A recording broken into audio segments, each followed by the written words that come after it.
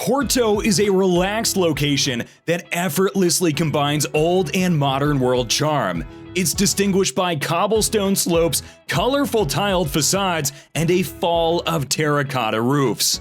Situated at the point where the Douro River meets the Atlantic Ocean in northern Portugal, Porto has been a mercantile city since its earliest days as a Roman outpost. Much of the ancient Porto may be described as having a definite 18th century accent. And that's like 300 years before AirPods for all of you youngsters out there. Today we're going to count down our top 10 picks for Porto. Make sure to like, subscribe, and don't forget to click the bell button so you don't miss out on any of our latest videos.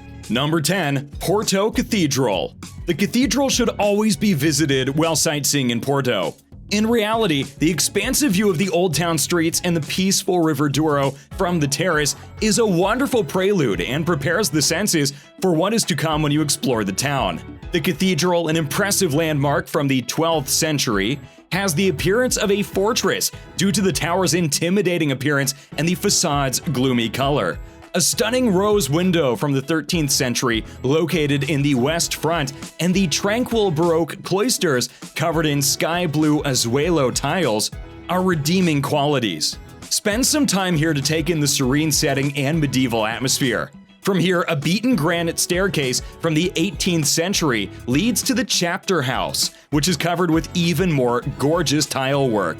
The exquisite silver retable in the tiny chapel to the left of the chancel is another noteworthy feature. To end your journey, explore the magnificent gold and silver collection preserved in the cathedral's treasury. Yeah, it has its own treasury. Number 9. Vila Nova de Gaia. With its long, broad promenade and riverfront aspect, Vila Nova de Gaia is an irresistible diversion. Easily reached on foot by crossing the Ponte de Dom Louis I, the town's landscape quayside is fringed by a long line of stylish restaurants and cafes. It's also the departure point for numerous Douro River cruise boats. The fleet of traditional barcos rebellos docked alongside the esplanade lends a beautiful sense of nostalgia. With Porto's RIBEIRA neighborhood serving as a beautiful backdrop, visitors are treated to an ambient cityscape that is reminiscent of the 18th century. These graceful sailing vessels were formerly employed to transport barrels downriver from the Douro port estates. Take a trip on the Teleférico de Gaia, or cable car, for a very stunning view. It's amazing. This innovative new tourist destination connects the upper station, which is close to the Mosteiro da Serra do Pilar. I apologize, my Portuguese isn't the best, with the eastern end of the esplanade along the banks of the Gaia River. Number 8. IGREJA do CARMO. The magnificent facade of Porto's 18th century CARMO church is one of the most instantly recognizable in the city. The exterior is plastered in a blaze of blue and white azulejos, and the enormous panel definitely draws attention. But the exquisite golden carvings that adorn the interior are equally lovely. The exquisite golden brushed woodwork is perhaps one of the best representations of Portuguese Rococo. Less eye-opening is the nearby Igreja das Camaritas. Amazingly, a house that was constructed to abide by an old ordinance that forbade two churches from sharing a wall that divides both. Kinda strange, but really cool. Despite being vacant for close to 30 years, many consider this to be the narrowest private residence in the nation. The quirky aberration, which is only 1 meter wide and wedged between two granite monoliths, makes for some intriguing photographs. It's probably unlike anything you've ever seen. Number 7. Café MAJESTIC. This glittering jewel of a cafe is easily recognized by its characteristic Art Nouveau facade of curving stonework and undulating decorations.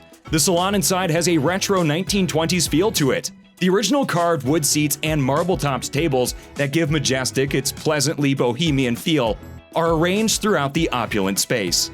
The plaster ceiling is adorned with cherubs and lamplights.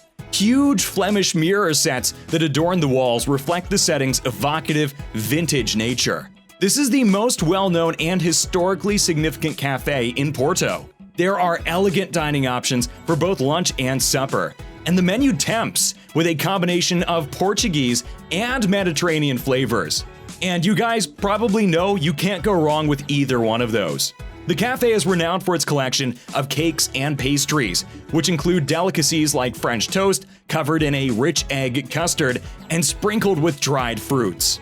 Kids will adore this place, particularly once they learn that author J.K. Rowling drank coffee at a table near the entrance and worked on the first draft of her book Harry Potter and the Philosopher's Stone here. Magical, right? Number 6. Museu Nacional Soares dos Reis. Make sure you go to this museum if you only visit one in Porto. The museum is named for the renowned 19th century artist Antonio Soares dos Reis, whose sculpture is included in the exceptional collection of Portuguese art that spans from the 16th to the 20th centuries. The displays are incredibly diverse in their range, with the gold and silverware being especially captivating. The paintings in the collection include creations by Portuguese and international painters, particularly Dutch and Flemish. The rare ceramic artifacts include Chinese porcelain, Delft ware, and fine pieces of 18th and 19th century Portuguese glass. The tour is given an exotic veneer by, get this, decorative pieces of furniture from as far afield as India and Japan, while the textile collection is primarily made up of textiles and other items that were taken from closed monasteries and convents. Number 5. Torre dos Clerigos. The tower in Clerigos Tower stands out against Porto's background skyline like a colossal needle. The 75-meter tall granite-hewn rocket is the city's most recognizable feature, so seeing the historic building should be top on your list of things to do. You'll need strong legs to climb the 240 steps to the top of the tower, but the effort will be rewarded with a breathtaking panorama of the river, the coastline, and the far-off Douro Valley. An inspiring way for first-time visitors to get their bearings and also a bird's-eye view of Portugal's second-largest city.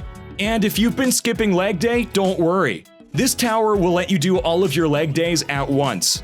The Baroque Tower, created by Italian-born Niccolò Nasoni and commissioned by the Brotherhood of the Clergy, is a beautiful addition to the nearby IGREJA dos CLERIGOS. Built between 1732 and 1750, the church is one of the earliest in Portugal to have an elliptic layout and is a beautiful illustration of the architect's fondness for the Baroque style. However, the tower continues to be the main attraction, and day or night, most parts of the city can see its tapered shape serving as a historic beacon. It's absolutely beautiful. Number 4, let's talk about the Palacio da Bolsa. And make sure that you stay tuned, by the way, we're not done yet. Definitely don't miss these upcoming attractions. The former stock market in Porto, which was built in the middle of the 19th century, is rich in historical significance. Its opulent interior is divided into a number of rooms and salons, each one unique in its appeal and deserving of attentive examination. The building was constructed on the site of a Franciscan convent. Imagine yourself a wealthy merchant on a business trip as you stroll into the portrait room and its gallery of uniformed rulers. Then, as you reach the Golden Room, look upward to take in its gilded stucco ceiling. You can get ready for your meeting with the boss in the opulent Chairman's Room, before joining other business people in the lavishly embellished court hearing room to observe mercantile law being applied in a fair manner, before congregating in the beautiful Hall of Nations to mix with the great and the good. You might want to stop in at the adjacent Juror's Room. The stunning Arabian Room, which was inspired by Granada's Alhambra, is the only location that actually sells a tour of the Bolsa, so you'll want to save that for last. Number 3, the Douro River. The Douro River flows for over 500 miles from north-central Spain all the way to the Atlantic Ocean, and it's the lifeblood of the region. The Douro, the third longest river in the Iberian Peninsula, originates in north-central Spain and runs through northern Portugal all the way to the Atlantic Ocean, where it empties into the ocean at Porto. Many people believe that the name Douro comes from the Portuguese word for golden. The Douro River Valley, Vinheteiro, one of the oldest wine-producing regions on Earth, is located in Portugal, while the portion of the river within the borders of Spain flows through 5 provinces of Castile and Leon. The region is a UNESCO World Heritage Site and is the origin of the famed port wine. Port wine was traditionally floated down the river in flat-bottomed boats. To be cellared in Porto, But these days, much of the river traffic is cruise boats of all shapes and sizes. Number 2. CAIS de Ribeira.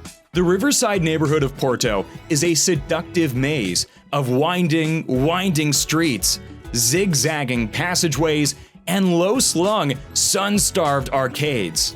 The Ribeira is a journey in flavor and color, with terraces of grand townhouses painted in vibrant mustard, tangerine, and tawny hues that face the River Douro. This is the most well-liked location in the city for unwinding and socializing, due to the abundance of eateries and cafes situated beneath the arches along the quayside. The riverfront area, Praça de Ribeira, is a well-liked gathering place with dynamic, youthful energy, which is definitely what you want on vacation. Additionally, this is a bustling business area where butchers, fishmongers, and grocery stores coexist. The sound of cobblers' hammers tapping away in tiny, abandoned shoemakers' workshops reverberates, and the rustic aroma of freshly baked bread mingles with the Douro's salty, briny scent. Above it all, folks shout across lines of washing that are snaking in the wind as they converse from balconies or open windows. Exploring the fascinating area will allow you to find medieval remnants that were erected on top of Roman ruins. The Ribeira is also about history. The area is adored by UNESCO, who long ago designated it as a World Heritage Site. Number 1. The Ponte de Dom Louis I. One of Portugal's most famous landmarks is the opulent Dom Louis I Bridge. The bridge's majestic sweep and two-tier design, which spans the huge River Douro to connect Porto with Vila Nova de Gaia on the south bank, form a crucial part of the strong social fabric of the city. The strongly riveted charcoal gray ironwork screams Gustave Eiffel. And in fact, it was the legendary French engineer's assistant who constructed the bridge in 1886, which is just downright cool. Daily commuters use the bridge, which has a road called Avenida de Replica across the lower deck, and a metro line in the top span. If they're feeling very daring, they can stroll across the structure on the top-tier pathway, which is 60 meters high, instead of the tiny sidewalks that are set on either side of the road. The Mosteiro de Serra do Pilar's balcony on the south side offers a breathtaking view of the bridge. The entire city provides an amazing backdrop from this vantage point, and the scene is especially spectacular after nightfall. Now that we've listed our top 10 picks, which of these places would you love to go to? Let us know in the comments below. Also, check out this other video from Primo Traveller, and don't forget to like and subscribe for more of our 10 prime picks. And let Primo Traveller be your guide to premier destinations around the world.